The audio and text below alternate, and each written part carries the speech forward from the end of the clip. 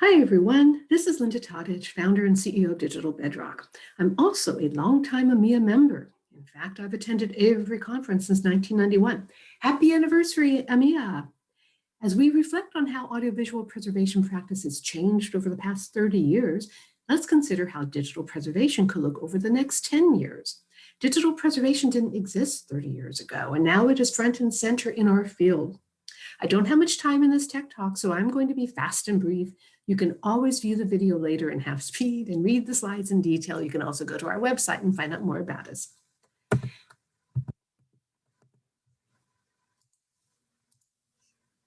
So the top level change categories are storage, the amount and materiality, policies and actions, automation for processing and access, and public awareness of digital preservation. Number one, data storage will greatly increase, forcing changes in digital preservation policies. Now, you already have a lot of data that's increasing. It's only going to get even more so in the next 10 years. So people will start changing their policies to apply tiered storage policies, appraisal policies. You might use automation to determine what content should be retained, moving files between storage tiers, scheduled fixity checks. Sometimes the storage system or the service provider could run them for you because you'll just have so much more data for doing the fixity checks on. Redundancy, will you have fewer copies or more? And that's going to be impacted a lot by the storage technologies and the changes we'll see in those technologies. Number two, speaking of which, storage media materiality will begin shifting from spinning disk and NAND or SSD, which we're all familiar with, due to increasing scarcity of raw materials.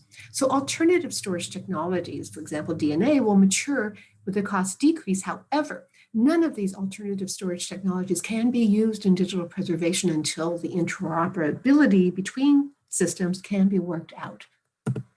Number three, mass migrations from obsolete generation LTO. Do it now, get your data off now. Number four, foreign digital content will overtake digitized reformatted content in storage and management. So for example, in 10 years, we will hope that you will have already digitized or reformatted your magnetic material as much as you can afford to do, because it is at risk right now. So what this will mean, though, with the increase in foreign digital content is you're going to be having to manage a lot of proprietary formats, which will add complexity to your work. What are the obsolescence factors? Should those files be normalized, and to which target preservation format? You're already dealing with these issues right now, but it's only going to get worse in 10 years.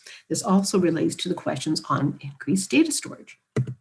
Number five, access processes will increasingly become automated, which is a good thing. You need all the help you can get, right? So the tools and systems will extract and create metadata from the files. That's the technical embedded metadata. There are already tools around that can do that.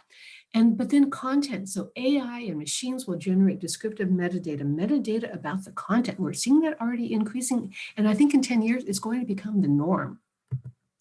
Number six, and the last one, I believe the public is going to become aware of digital preservation, and they'll understand that it's not just backup, because in the next 10 years, everybody's going to be losing digital content.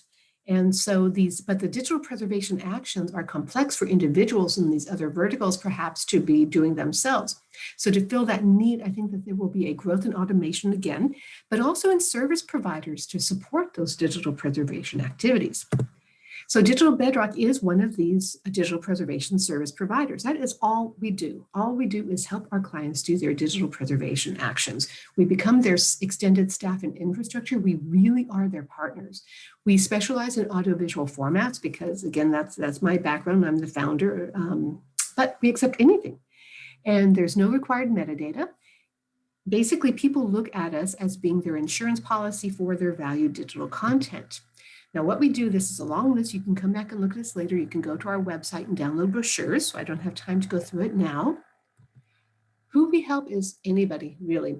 We can support any type of organization, individuals, any kind of data, any kind of content. I mean, we had to build our system to be flexible to support anybody. Most of our clients do come from media and entertainment and libraries, archives, museums, galleries, historical societies. We also have creators, public broadcasters, even law firms who really appreciate the high security that we apply to how we do digital preservation. It's very secure. Nobody can touch your data, period.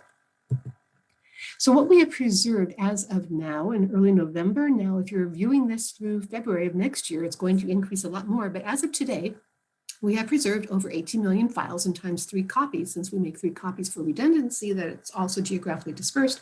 That's over 54 million files. We check them. Every single file is fine. That's 1 petabyte of data and times 3. That's 3 petabytes we have written to tape, and we manage all those files on tape. That's 100% accuracy.